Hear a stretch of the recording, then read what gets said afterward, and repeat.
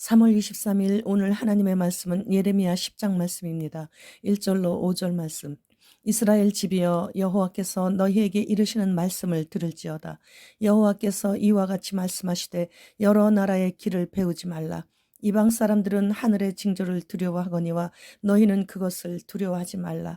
여러 나라의 풍습은 헛된 것이니 삼림에서 벤 나무여 기술공의 두 손이 도끼로 만든 것이라. 그들이 은과 금으로 그것에 꾸미고 못과 장도리로 그것을 든든히 하여 흔들리지 않게 하나니 그것이 둥근 기둥 같아서 말도 못하며 걸어다니지도 못하므로 사람이 메어야 하느니라.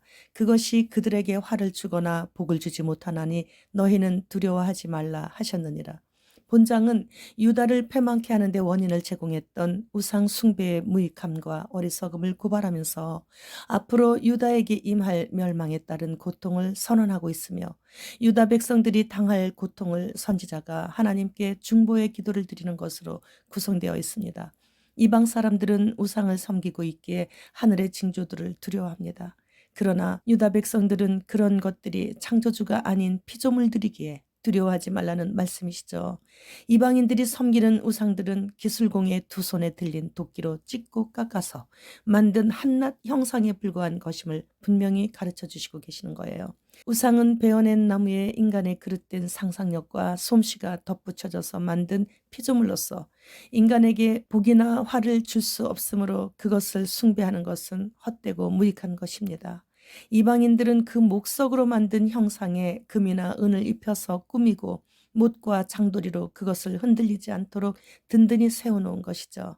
저 북한의 김일성 금동상과 김정일 금동상이 바로 못과 장도리로 흔들리지 않도록 든든히 세워놓은 것을 우린 다 보아 알고 있습니다.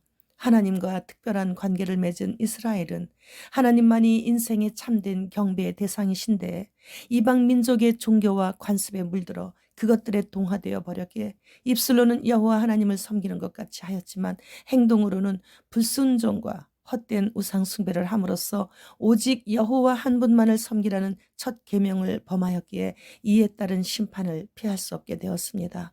현대 교회가 지금 똑같이 따라하고 있습니다. 하나님 아버지께로 가는 길은 오직 예수 그리스도뿐임을 부인하기 이르렀죠.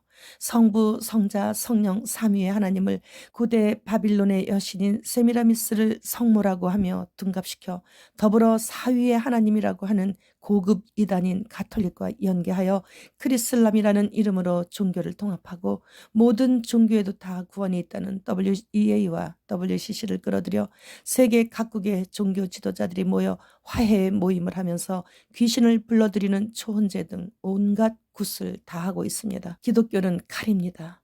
진리에 어긋나는 것은 단호히 잘라내 버리고 골마 있는 부인은 단호히 도려내야 합니다.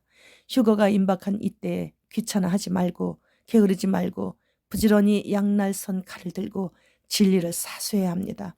우간다는 동성애자라는 것이 발각났을 경우 최장 10년 징역을 판결할 수 있는 법이 의회를 통과했습니다. 동성애를 조장하거나 두둔하기만 해도 처벌을 받게 되었습니다. 우간다를 예수 그리스도 이름으로 축복합니다. 알리야 하는 이스라엘의 많은 국민들이 예수님을 구주로 영접하고 있습니다. 그래서 그들로 인해 정통 유대인들이 회개하고 예수님을 구주로 영접할 수 있기를 예수 그리스도 이름으로 축복합니다. 어느 날 병원에서 로봇이 왔다 갔다 하는 것을 보고 신기해 했었습니다. 그런데 어느 음식점을 갔더니 로봇이 서빙을 하고 있는 거예요. 그때도 별 생각 없이 그저 미소를 띠며 바라보았을 뿐이죠. 그런데 이제는 심각합니다. 어느 식당에는 홀 서빙하는 직원이 단 한 명도 없고 오직 로봇이 쉬지 않고 두세 배의 일을 하는데 렌탈 비용은 한 달에 30만 원에서 40만 원 정도라고 합니다. 그리고 고기 굽는 식당에서 고기 굽는 로봇이 사람이 굽는 것보다 더 간을 잘 맞추고 아주 맛있게 구워주는데 렌탈 비용은 한 달에 100만 원 정도라고 해요. 현재 변호사도 사람보다 인공지능이 훨씬 승소율이 높다고 하죠.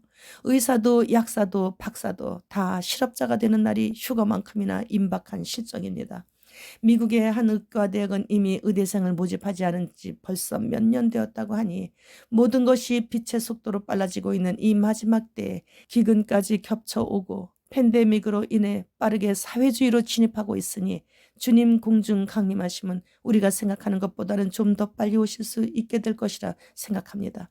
우리 천막교회의 거리가 너무 멀고 가족들과 가정 예배를 오래전부터 드리고 있어 주일에는 교회를 못 오고 수요 예배만 오시는 집사님이 계시는데 주님 오심이 예상보다 빠를 것 같은 급한 마음이 드셨는지 주일에 혼자라도 모이기에 힘써야겠다고 하시면서 교회를 다니지 않고 가정에서 예배를 드리겠다고 하는 남편과 자녀들은 가정 예배를 드리게 하고 혼자라도 와야겠다고 하셨습니다. 그렇습니다. 지금은 결단해야 하는 때입니다. 하나님 앞에서 가족과 함께 서는 것이 아닌 나 혼자 1대1인 것입니다. 혈연 관계는 이 땅에서만입니다. 주님 나라에서는 모두 다 하나님 아버지 안에서 한 지체일 뿐이죠. 가족으로 혈연 관계를 맺어주신 이유는 그래야 눈물 뿌리며 금식하며 사랑하는 가족의 영혼 구원을 위해 힘쓰게 되어 한 사람이라도 더 구원하시기 위함인 것이죠. 그러나 하나님 앞에 가서는 가족 관계는 더 이상 유지되지 않습니다. 전원일기 드라마 녹화 끝나면 최불암은 동쪽에 있는 자기 집으로, 김혜자는 서쪽에 있는 자기 집으로 이렇게 각자 자기 집으로 가는 것처럼 그런 관계일 뿐입니다. 따라서 현재 이곳에서의 가족 관계는 드라마 녹화 중인 것이죠. 녹화가 끝나면 진짜 자기 가족에게로 돌아가는 것처럼 말이에요. 천국에서도 가족 관계로 끈끈하게 연결되어 있다면 이 땅에서 부모도 일가 친척 하나 없이 고아로 살았던 사람들은 천국에 가서도 아는 사람 한 명도 없으니 아무래도 외로울 것이죠. 그렇다면 그곳은 천국이 아닌 것이에요. 그래서 천국과 지옥을 갔다 왔다, 보고 왔다, 그런 얘기를 들을 때 그 사람이 가족관계에 대해 어떻게 말하는가를 보면 거짓의 영에 의해 속임을 당했는지 아닌지를 알 수 있게 되는 것이죠. 지금은 불신자들도 세상 말세라고 하고 있고 또 그렇게 믿고 있습니다. 구독자님께서 밀키스 제로 광고를 보라고 휴거를 의미한다고 하셔서 찾아보았습니다. 정말 휴거를 연상시키는 광고였습니다. 그런데 원래는 2022년도에 그 상품을 출시할 예정이었지만 2023년도로 연기되어 2월 17일 출시되었다는 것이에요. 뭔가 의미심장했어요. 왠지 올해 외계인이 인간을 납치했다는 기사가 나올 것 같은 그런 너무나도 반갑고 기쁜 예감이 들었죠. 따라서 지금은 젖먹던 힘까지 다 짜내어 최선을 다해 하나님을 영화롭게 하기 위해 자기가 있는 자리에서 열심을 내야만 삽니다. 주님 오심이 너무 임박합니다. 주님 어서 오시옵소서. 마라나타.